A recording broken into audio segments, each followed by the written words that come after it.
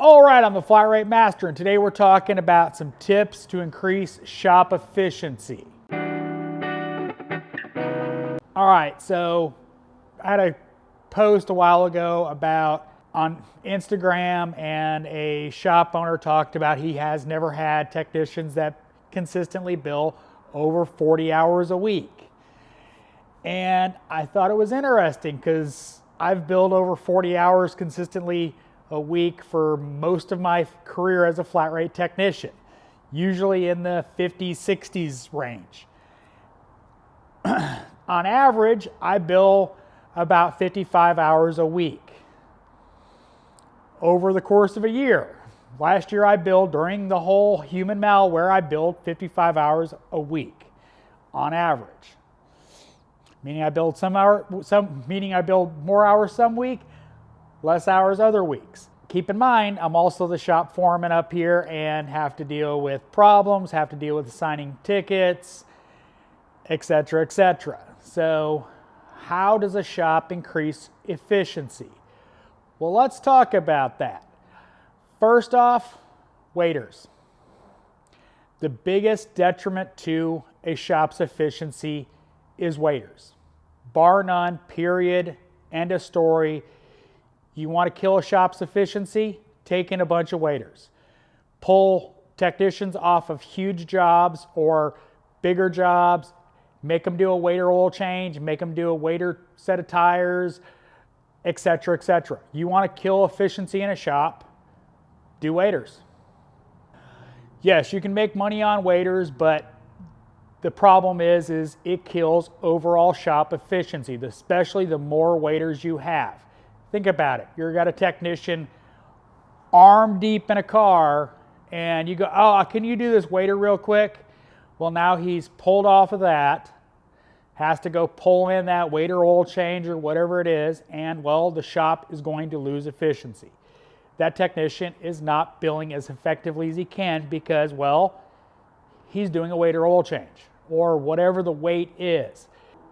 That light bulb that only pays 0.2 just costs you 20, 30, 40 minutes between you're recording the mileage, and if you have policies about checking all the fluids, topping off tires, etc., that bulb you just made 0.2 on, plus the cost of the bulb, however your markup is, just cost you 20 to 30 minutes of whatever your labor rate is.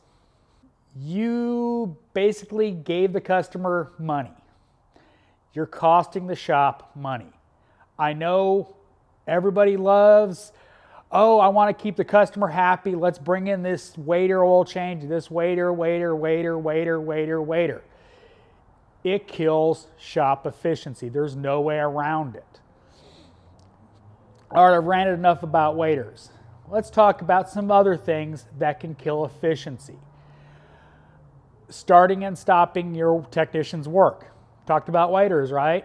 Okay, well, you pull on a car, technician writes it up, you get it sold, they've only got part of the parts in, he starts on it, he runs out of parts, he's got to stop. Did the technician really make any money on that job?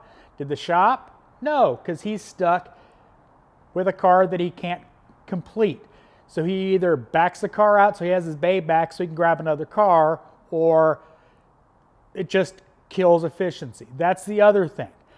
Pulling cars in and out, well, sucks. Sometimes it's inevitable or unavoidable because, well, shops that only have, so many bays, technicians that only have one bay, or they look at more than the 2 bays they have, or they look at more cars than the 2 bays they have, or 1 bay, or whatever the situation is.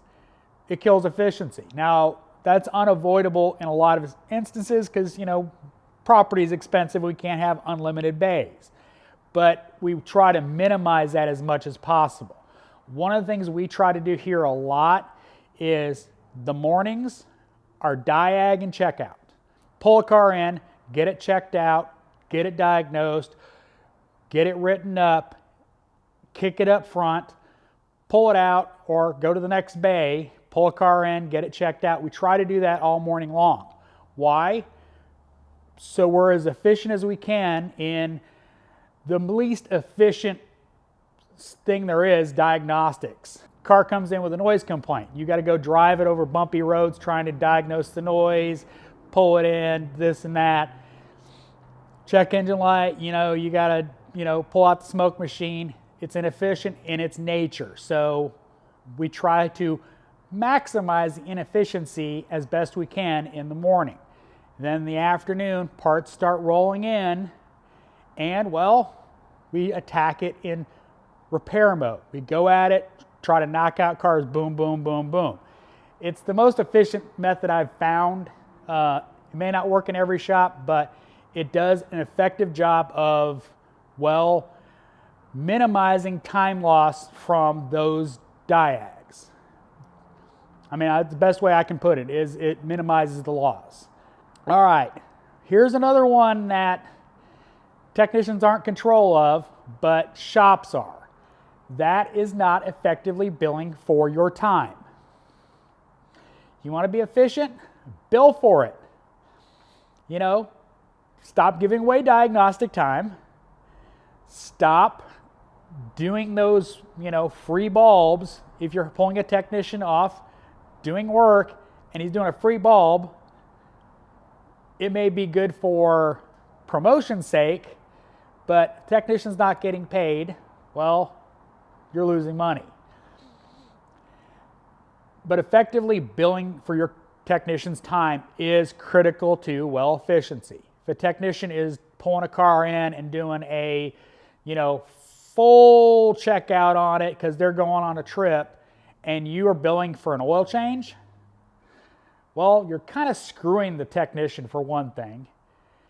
You're probably screwing the customer, and this is not a flat rate thing. You're not getting paid, customer's not paying, they're going to look a little less. Here we do what's called a PTI, pre-trip inspection. Technicians are paid a half hour in addition to any other work that's done, like an oil change, and it is an intensive inspection. It is checking the suspension, checking the tires, checking the brakes, everything on that car that we can readily inspect, because we want, one, the customers to get value from paying that fee to get a PTI, and we're getting paid. So if you're forcing your technicians to do a 5 million point inspection, a lot of technicians are going to look at the easy stuff and go, everything else is good. So bill for that time. I know it's not always possible in certain areas, but try to work on it. Parts acquisitions. Y'all need to figure this stuff out. So many shops go, well, I can get this POS part that probably isn't going to work right, probably isn't going to fit, but I can get it this morning. Or I can get a better part or a really good part or an OEM part for less money and it'll actually work and fit. So many shops go for the quick, easy answer instead of the best answer. Bad parts breeds inefficiency. Nothing worse than a technician struggling to get a part to fit, getting a gasket that doesn't want to go into the valve cover or etc. like that, and spend extra time trying to make it work before they go up front, get yelled at because the POS part that they spec'd up front wasn't right or didn't fit. Quality parts cost more for a reason. They're quality parts. Sourcing the cheapest parts that are available rarely leads to shop efficiency. I understand they cost more. That's what margin's for. You make more money on more expensive parts. Is it harder to sell? Yes. But you want efficiency, right? Sell the more expensive part. Sell the better part. I know I ranted about waiters, but they kill efficiency in a shop. They do, no doubt about it. I don't care who you are, they do. As always, thanks for watching. I am the Flat Rate Master.